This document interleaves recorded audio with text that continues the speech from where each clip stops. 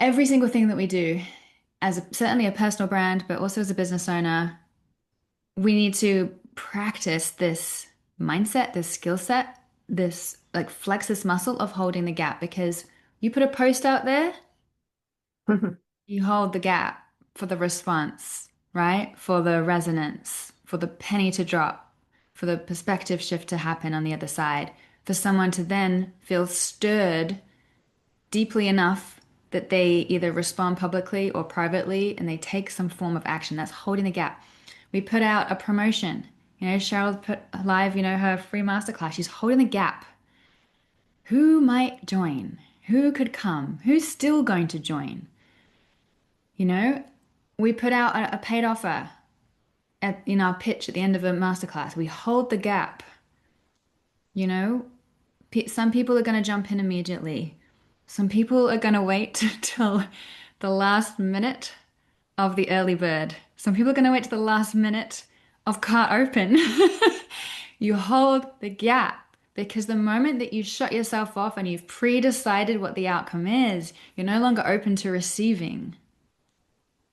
And one of the fun, cool things I like to do kind of from a playful perspective is I wonder whose name I don't even know yet who's going to walk into this program. I wonder who I don't even know is watching me who's going to show up in my inbox, And um, you, there's people right now behind the scenes without you even knowing, thinking of you, thinking of working with you, loving your stuff, maybe having a conversation about a piece of content you put out there, and you don't know it until they tell you.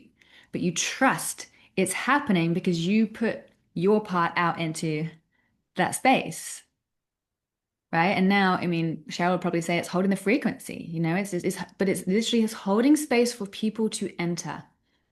And when we come into that fixed mindset, oh shit, it's a flop, it failed, it didn't work, they ghosted, they changed their mind, I'm not good enough, this isn't relevant, then we literally shut down our capacity to receive because we aren't holding space anymore. And so we're literally projecting out to the universe, I have no space to receive now.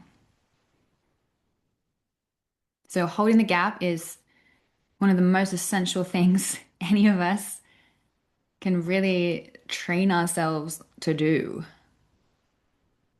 And just know that we're okay either way. So it's practicing that really healthy form of detachment. I don't need an immediate response to feel validated. I don't need someone to tell me they're considering joining my program for them to be considering joining my program. I don't need someone to join by X date when I'm holding space until Y date. Okay? And then suddenly it all becomes so much more Wow, fun that's and a enjoyable. beautiful phrase. Yeah. Yeah.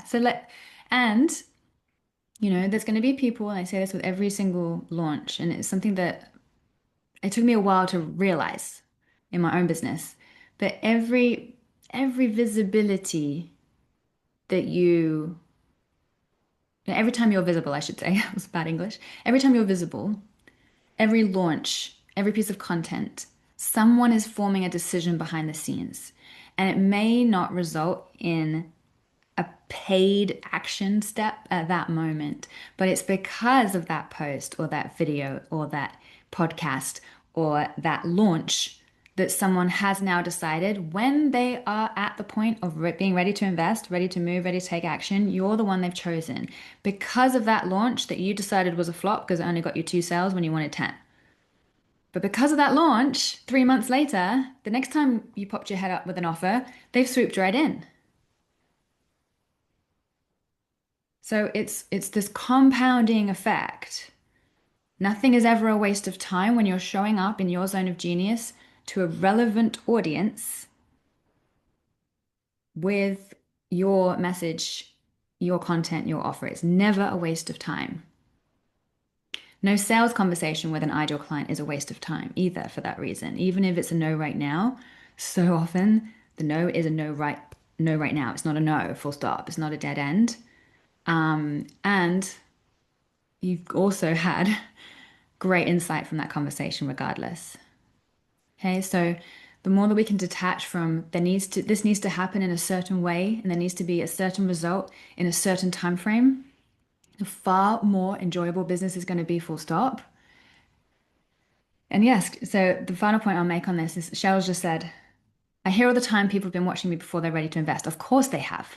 Of course they have. We don't just learn someone's name and jump into the program. We learn someone's name, we get curious, we lean in, we have a stalk, we lurk, and some people, they're going to be, oh my God, yes, straight in because they were already actively looking to hire someone. Other people are going to be, ooh, I'm going to hang around in her world for a while.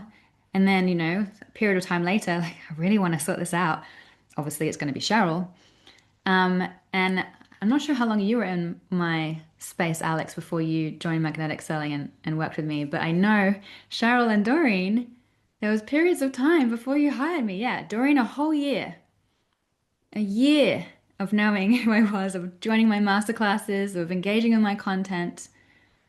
And Cheryl, we've worked with each other multiple times, and there's been big gaps in between, right?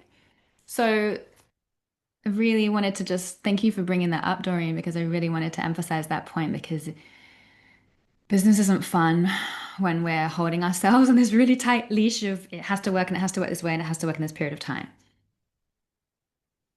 And we close ourselves off to bigger possibilities than we could otherwise have imagined, right? Because even with our little vision of, oh, it'd be nice to have 10 people or 5 people or whatever it is, we open ourselves up to receiving, we explode way past that because we haven't dictated how it has to be.